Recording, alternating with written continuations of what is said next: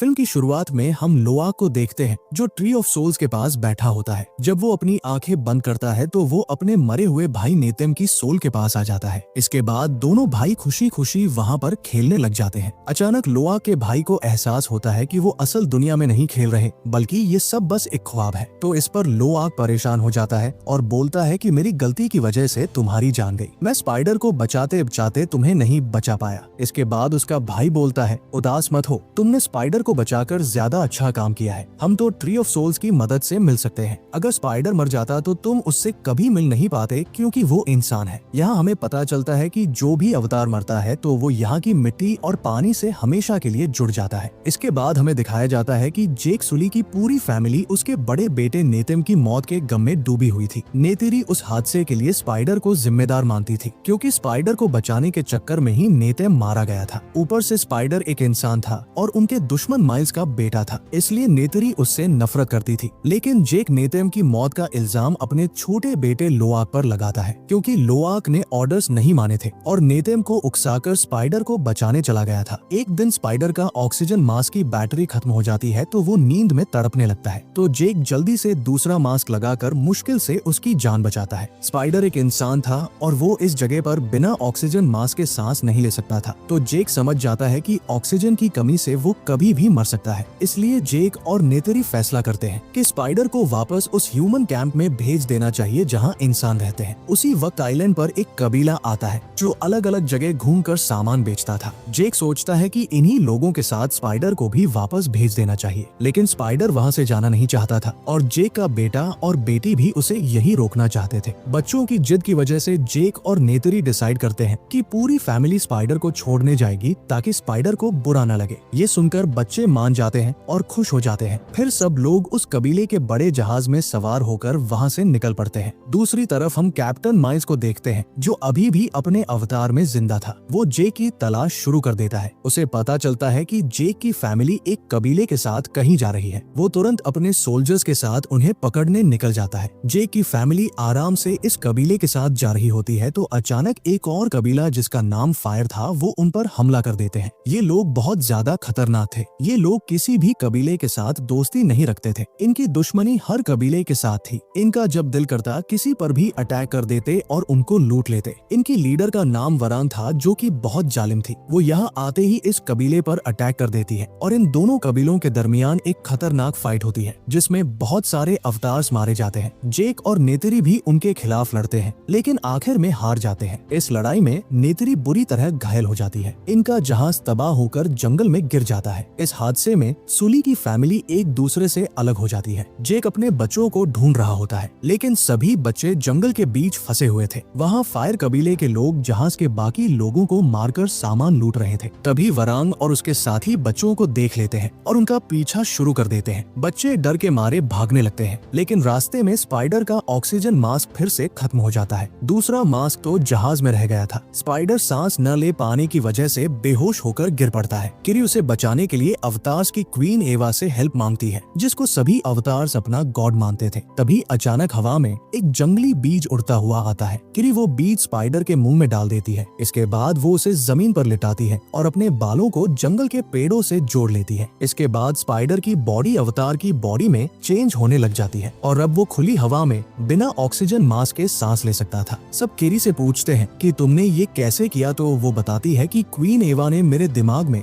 ये सब कुछ डाल दिया था। इसके बाद सभी बच्चे बहुत खुश हो जाते हैं लेकिन तभी फायर कबीले के लोग वहाँ पहुँच जाते हैं और सभी बच्चों को पकड़ लेते हैं। वरांग ये देखकर बहुत हैरान होती है कि स्पाइडर बिना ऑक्सीजन के सांस ले रहा है। जेक अपने बच्चों को ढूंढ रहा होता है कि तभी पीछे से उस पर कोई हमला कर देता है। ये माइल्स था और वो जेक से पूछता है कि ये सब किसने किया। तो जेक बताता है कि फायर कबीले के लोगों ने इन पर अटैक किया है। मुझे तुम्हारी हेल्प चाहिए। स्पाइडर के ऑक्सीजन मास्क इधर कहीं गुम हो गए हैं। अगर हमने मास्क उस तक न पहुँचाए तो वो ऑक्सीजन की कमी की वजह से मर जाएगा। स्पाइडर माइल्स का बेटा होता है और माइल्स अपने बेटे से बहुत प्यार करता है, इसीलिए वो जेक की बात मान लेता है और वो सभी मिलकर स्पाइडर को ढूंढने लगते हैं। दोनों जंगल में घूमते हुए बच्चों तक पहुंच जाते हैं। वहाँ वरांग के लोगों पर हमला करके वो बच्चों को आजाद करा लेते हैं लेकिन तभी वरांग चालाकी से उन पर वार करती है और सबको पकड़कर कैद कर लेती है। वरांग इंसानी हथियार देखकर हैरान हो जाती है और माइल से जबरदस्ती उन्हें चलाना सीख लेती है। फिर वरांग के कबीले वाले अपनी जीत जीत का जश्न मनाते हैं। इसी दौरान किरी चुपके से अपने बालों को एक जंगली पेड़ से जोड़ लेती है और पेड़ के कांटों से गार्ड्स को मार देती है जो उन पर नजर रख रहे थे। फिर जेक,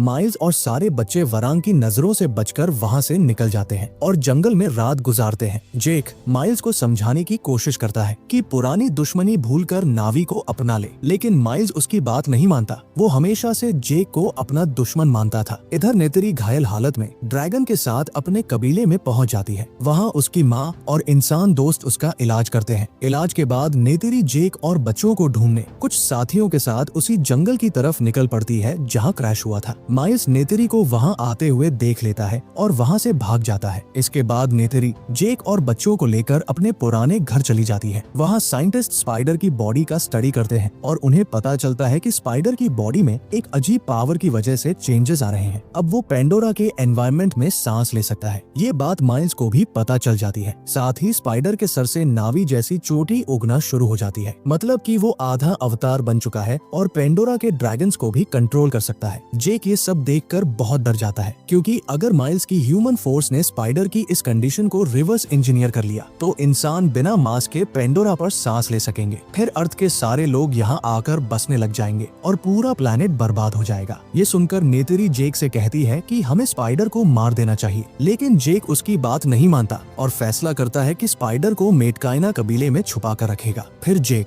नेतरी और सारे बच्चे मेटकाइना कबीले में लौट जाते हैं। इधर माइल्स भी इंसानों के पास पहुंच जाता है। वो जेक की पूरी फैमिली को मारकर अपने बेटे स्पाइडर को अपने पास लेकर आना चाहता है। जब जेक अपने बच्चों के साथ मेटकाइना कबीले में पहुंचता है तो वहाँ का लीडर जेक को बताता है कि इंसानों की फोर्स, जिसका नाम आरडीए होता है, उन्होंने तुलकुन का शिकार करना शुरू कर दिया है। तुलकुन की बॉडी से एक खास लिक्विड निकलता है जो ये इंसान को अमर कर देता है और आरडीए वाले इसके लिए तुलकुन को बिना रुके मारते जा रहे थे। तुलकुन बहुत शांत जानवर थे और पलटवार नहीं करते थे, इसलिए आरडीए का काम और आसान हो गया था और आरडीए उन सबका एक साथ शिकार करने की तैयारी कर रहा था। इसके अलावा आरडीए को स्पाइडर की नई पावर का भी पता चल चुका था, बिना मास्क के सांस लेने की एबिलिटी। अब वो स्पाइडर के पीछे भी पड़ गए थे ताकि उसकी बॉडी स्टडी करके लैब में वो एबिलिटी रिक्रिएट कर सके। लेकिन कैप्टन माइल्स जानता था कि जेक और स्पाइडर को पकड़ना इतना आसान नहीं, क्योंकि पूरा मेटकाइना कबीला उनके साथ था। उन्हें हराने के लिए माइल्स अब फायर कबीले की मदद लेने का प्लान बनाता है, जो बहुत ताकतवर थे। एक दिन माइल्स गन्स लेकर वरांग के एरिया में पहुंच जाता है, क्योंकि उसे पता था कि वरांग को गन्स बहुत पसंद है। वो वरांग को हथियार गिफ्ट करता है और कहता है, मैं तुम्हें और भी गन्स लाकर दूंगा, लेकिन बदले में मेरी मदद करनी होगी। वरांग माइल्स की बात मान जाती है। फिर माइल्स वरांग के पूरे कबीले को नई मशीन गन्स लाकर देता है और उन्हें चलाना सिखाता है। तैयारी पूरी होने के बाद वो लोग जेक की तलाश में निकल पड़ते हैं। इधर स्पाइडर की टेल थोड़ी बड़ी हो चुकी थी। किरी उसे ड्रैगन्स के साथ जोड़ना सिखाती है। एक दिन दोनों जंगल में घूम रहे थे कि अचानक माइल्स और वरांग वहाँ आ जाते हैं। वो स्पाइडर को पकड़ लेते हैं, लेकिन किरी वहाँ से भाग निकलती है। माइल्स अपने साथ फाइटर प्लेन्स भी लाया था, जो पूरे मेटकाइना गांव को घेर लेते हैं। फिर माइल्स जेक को सरेंडर करने का ऑर्डर देता है। जेक अपने लोगों की जान बचाने के लिए सरेंडर कर देता है। इसके बाद माइल्स जेक और स्पाइडर को आरडीए के हेडक्वार्टर में ले जाता है। वो वरांग और उसके आदमियों को भी अपने साथ रखता है, जिससे मिलिट्री जनरल आर्मोर ज्यादा खुश नहीं थी, क्योंकि उसे वरांग पर भरोसा नहीं था। लेकिन माइल्स के मनाने पर वो वरांग और उसके साथियों को हेडक्वार्टर में रहने की परमिशन दे देती है। इधर जेक को एक सेल में बंद किया होता है और उसे मौत की सजा सुना दी जाती है। साइंटिस्ट स्पाइडर की बॉडी पर एक्सपेरिमेंट शुरू कर देते हैं। इधर नेतरी रात के अंधेरे में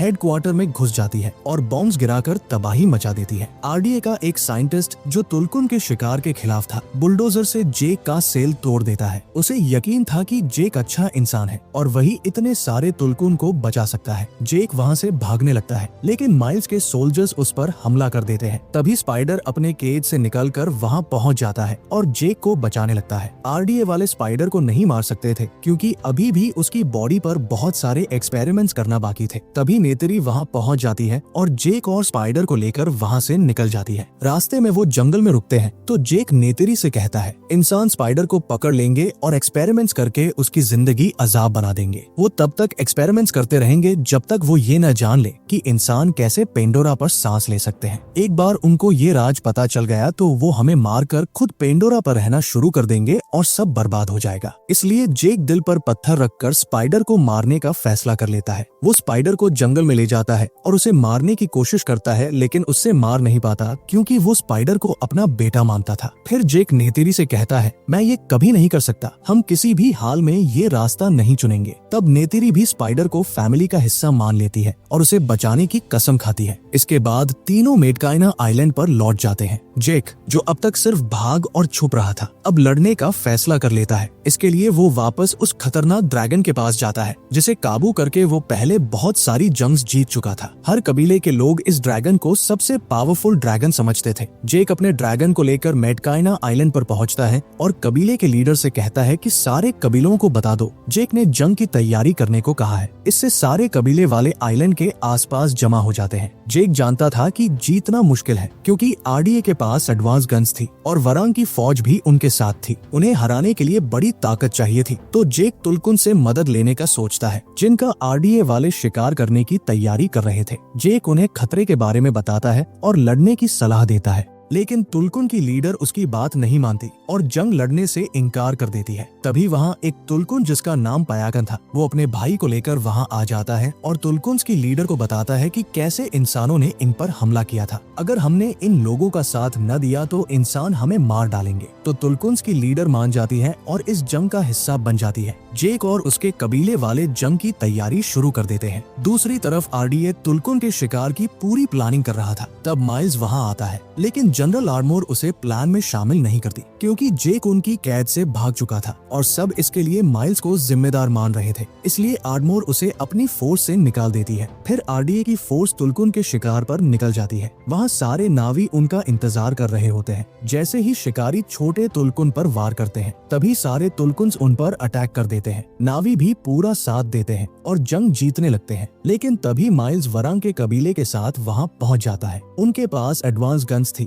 जिससे वो जेक की फौज पर भारी पड़ने लगते हैं। इससे आरडीए को भी सपोर्ट मिल जाता है। इस लड़ाई में मेडकाइना के लीडर की बीवी मारी जाती है, लेकिन मरने से पहले वो एक बच्ची को जन्म देती है और उसे नेतेरी के हवाले कर देती है। जेक और नेतेरी को लगता है कि वो हार चुके हैं, पर तभी किरी समंदर में उतरकर अवतार्स की गॉड एवा से मदद मांगती है। लेकिन किरी अकेली एवा तक नहीं पहुंच पाती। तब स्पाइडर और टुक भी वहां आकर पेड़ से जुड़ जाते हैं और किरी को एवा से मिलवाने में मदद करते हैं। तीनों मिलकर एवा तक पहुंच जाते हैं और एवा उनकी पुकार सुन लेती है। फिर समंदर में जंगली मॉन्स्टर्स आ जाते हैं और आरडीए के सोल्जर्स और वरांग के लोगों पर हमला कर देते हैं। लेकिन आखिर में माइल्स और वरांग नेतेरी को पकड़कर एक जहाज में ले जाते हैं और जेक और स्पाइडर को सरेंडर करने को बोलते हैं। तभी जेक, स्पाइडर और लोआक वहां पहुंचकर माइल्स और उसके साथियों से लड़ते हैं। इधर किरी अपनी पावर से वरांग का मुकाबला करती है। वरांग हारकर वहां से भाग जाती है। आरडीए का वो बड़ा जहाज मैग्नेटिक फील्ड में फंसकर तबाह हो जाता है, जिसमें जनरल आर्मोर मारी जाती है। तब सभी बच्चे अपने ड्रैगन की मदद से जहाज छोड़कर निकल जाते हैं। उधर जेक और माइल्स मैग्नेटिक फील्ड में गिर जाते हैं और उन दोनों के बीच लड़ाई शुरू हो जाती है। स्पाइडर भी वहां पहुंचकर जेक का साथ देता है। लड़ाई के दौरान वो खुद एक पहाड़ से नीचे गिरने लगता है। माइल्स अपने बेटे को बचाने के लिए उसकी तरफ जाता है, लेकिन वो खुद भी लटक जाता है। जेक दोनों का हाथ पकड़कर पूरी ताकत से उन्हें ऊपर खींच लेता है। तभी नेतेरी और सारे बच्चे वहां आ जाते हैं, जो गुस्से में माइल्स को मारने लगे होते हैं। लेकिन जेक उन सबको रोक देता है क्योंकि वो माइल्स को एक मौका देना चाहता था। पर माइल्स बदलना नहीं चाहता था और इनसे लड़ भी नहीं सकता था क्योंकि वो बहुत ज्यादा जख्मी हो गया था। इसलिए वो पहाड़ से कूद जाता है। इसके बाद जेक, नेतेरी और पूरी फैमिली मेडकाइना कबीले में वापस लौट आते हैं। नेतेरी वहाँ के लीडर को उसकी नई पैदा हुई बच्ची लौटा देती है। फिर सब लोग समंदर के अंदर स्पिरिट ट्री से जुड़ जाते हैं और दूसरी दुनिया में अपने मरे हुए फैमिली मेंबर से मिलते हैं। वहाँ सारे अवतार स्पाइडर को दिल से अपना मान लेते हैं और उसे अपनी फैमिली का हिस्सा बना लेते हैं। इसी के साथ ये फिल्म खत्म हो जाती है। अगर वीडियो पसंद आई तो लाइक और चैनल को सब्सक्राइब करना न भूलना।